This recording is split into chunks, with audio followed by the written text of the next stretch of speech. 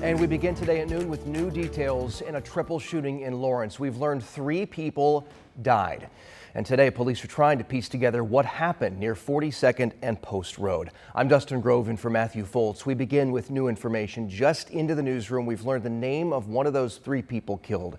The Marion County coroner says Daniel Ariba was killed. The other 2 people have not been identified yet. So here's what else we know about this. Lawrence police tell us when they got to 42nd and Post, 2 men were dead at the scene. Another man was taken to the hospital where he died.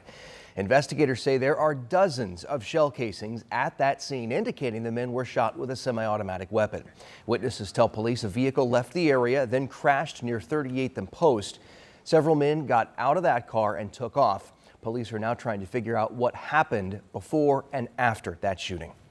It breaks our hearts. We're sorry for their loss, and our investigators are going to work diligently to solve this case. Tell us no one has been arrested just yet, and there are no persons of interest. If you know anything that you think may help them solve this case, call Crime Stoppers. You can do so anonymously. The number is 262-TIPS. Also, right now, we are looking into 3 children shot in 3 separate incidents over the weekend. We're working to learn more on what led to a young boy shot on the city's northwest side. Police calling that scene horrific. They say it appears to be self-inflicted. Just before midnight, police rushed over to Golden Meadow Drive near Moeller Road and West 46th. And after getting to that scene, police quickly called in EMS to get that child over to Riley Hospital for Children. At last check, the child is still in critical condition. Police at the scene tell 13 News that child is under 10 years old. Early in the investigation, officers discovered a gun near the child that was in a bedroom. Police say the child's mother and brother were home at the time of that shooting, and they are cooperating with police in the investigation. This afternoon, Metro Police are working to find out if a child shot investigation and a shots fired arrest are connected. Police say a man rushed into Eskenazi Hospital yesterday evening with a child in need of help. Right now, we know the child is expected to be okay, but we are working to learn how old that child is. Now, around the same time, police also investigating a robbery and shots fired that ended in a chase. It happened near Rockville Road and South McKinley Avenue. Metro Police and State Police later arrested a suspect at a home on West Morris Street. So far, police have not confirmed that the scenes are connected, but say the cars in both incidents are similar. We've reached out to police for more details. We'll let you know as soon as we hear back. Right now, we are working to learn more about a 3rd shooting involving a child. Right now, we know the 2 people were detained at the scene, and we're working to see if police made any official arrests in that case. At last check, the child is still in critical condition. Police say it appears to be accidental. It happened yesterday afternoon near 36th and Dearborn. Police are calling that shooting, quote, heartbreaking. They say it's going to be hard to find out exactly what happened here. This is a heartbreaking type of incident to respond to. Our hearts go out to the family that was affected by this, to the community at large, and to our officers that have to respond to a tragic incident of this nature. And detectives are going to be hard at work to determine what led up to this. Police say the shooting is another example to remind parents who are gun owners to lock up their guns. They say gun ownership and gun responsibility are one in the same. Right now, we're working to see if charges are filed against 2 juveniles accused of leading police on a chase that ended in a crash. This happened right in front of the Indiana State Fairgrounds, and you can see the car on its top right there in the street. IMPD says officers spotted that car yesterday morning in connection to a carjacking, and when they tried to pull it over near 56th and Binford, police say the driver sped off. During that pursuit, an officer performed what's called a pit maneuver. That's when the car flipped near 38th and Broadway, right by the fairgrounds. Medics took the 2 juveniles in the car to the hospital with minor injuries.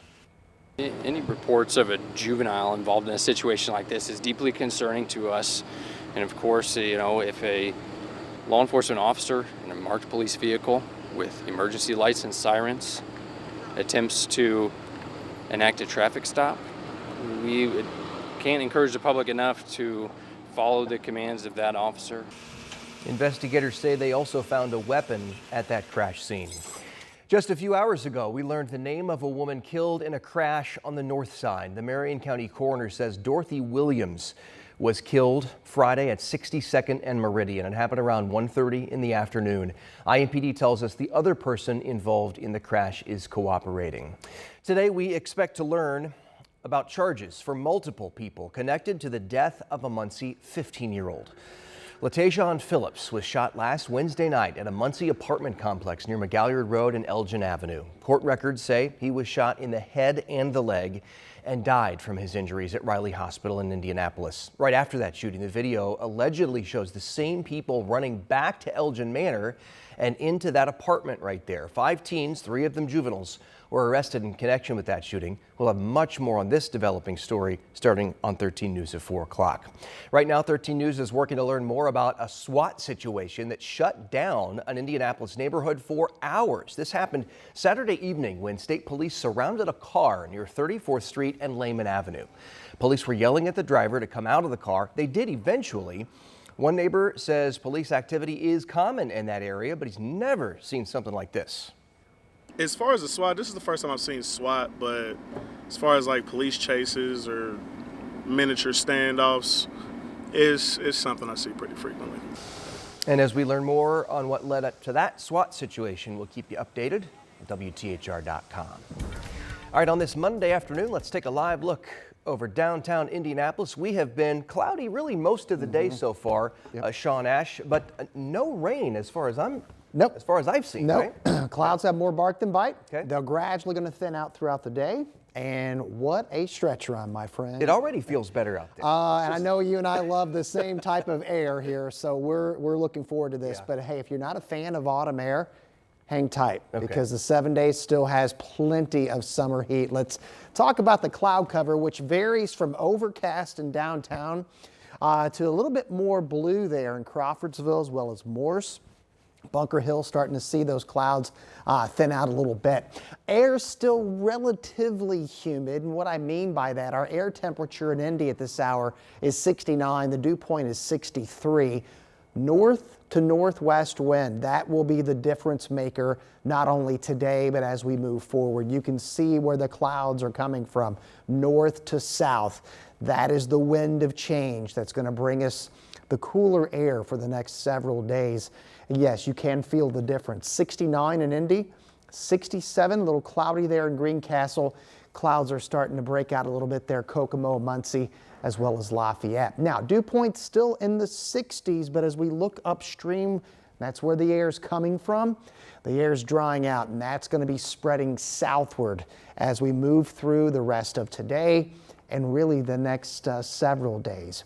After school weather, we got any practice games, things like that. Sun cloud mix, a comfortable breeze from the north, okay? Dew points in the 60s today. That muggy meter drops comfortable, and it's going to stay there for several days. We'll let you know when the temperature pendulum swings to the hot direction ahead in the 7-day outlook. Yeah, we haven't seen the end of summer, that's for sure. Sean, thank you. 5 charter schools here in Indianapolis are introducing a new program to help improve lunches. Indy Mayor Joe Hogsett is sponsoring the schools as they participate in something they call conscious cafeterias. This program aims to help schools move from single-use items to reusable steel while making meals healthier at the same time. Program organizers say schools using the program are showing even more important results. What we have seen in all those schools, 15 of them which we've studied, is a reduction in carbon emissions, a significant reduction in waste, a significant reduction in water, and what everybody wants to hear from the school boards, right? They saved money the first year. Conscious cafeterias started in Indianapolis back in 2018. It's already in effect in 150 schools nationwide. The southern half of Monument Circle had a new look on Sunday, coming alive for India Day. Take a look here. The India Association of Indianapolis celebrates India Day every year on the Sunday after August 15th. That's India's Independence Day. The celebration includes Indian cuisine, vendors, and cultural performances, as you see right there. Organizers tell us it's a special way to keep the spirit of freedom alive.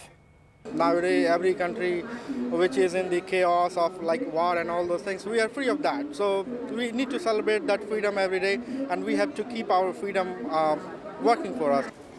This year marks 78 years since India declared its independence. Today, the town of Upland is announcing a major rejuvenation. The town broke ground on a large-scale project this morning. It'll be a mile-long pedestrian area that'll connect downtown Upland businesses with Taylor University's campus, and it's being funded by a big grant through the Lilly Endowment. It calls for a boutique hotel, retail and office space, a restaurant, and also housing. Big news for the small town of Upland.